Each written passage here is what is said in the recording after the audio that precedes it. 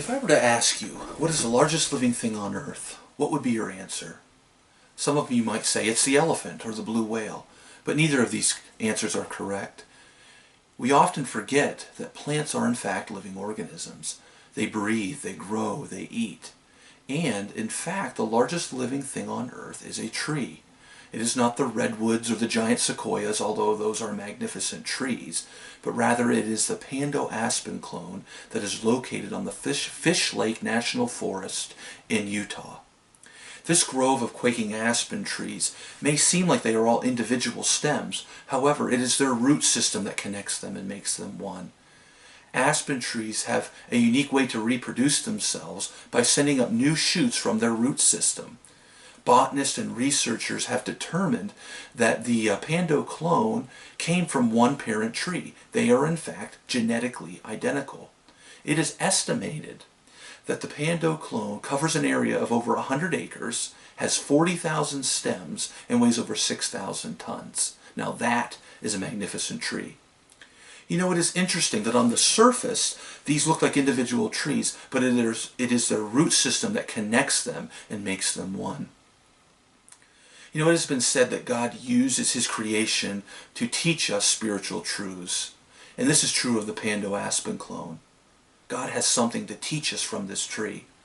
Jesus said to His disciples in John 15, verses 4 and 5, "Abide in me, and I in you. As the branch cannot bear fruit of itself unless it abides in the vine, neither can you unless you abide in me. I am the vine, you are the branches. He who abides in me, and I in him, bears much fruit, for without me you can do nothing." Jesus wanted to teach His disciples a spiritual truth, and He used a grapevine to do this.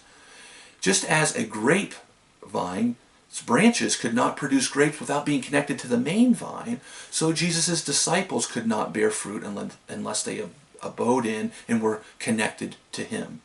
It could be said this way: disciples of Jesus can only reproduce themselves when they are connected to the life source, and that is Jesus Christ. What fruit did the disciples produce? Well, God used the apostles uniquely to establish His church. And since that time, it has continued to grow and grow. You know, the universal church has existed for over 2,000 years. It has been made up of different races and cultures over the years, but all who share a common connection, and that is Jesus Christ. It is amazing that this Pando aspen clone helps reinforce this spiritual phenomenon of church growth so well. You know, no one knows for sure how long ago the sentinel aspen tree lived. However, it is estimated that it has been over 1,000 years ago. This father tree grew, and from its root system, new shoots grew. And so it has gone on for years and years. This tree continues to grow as new shoots grow and old ones die. However, what has never died is its root system. It has given life to new shoots and has connected them all together.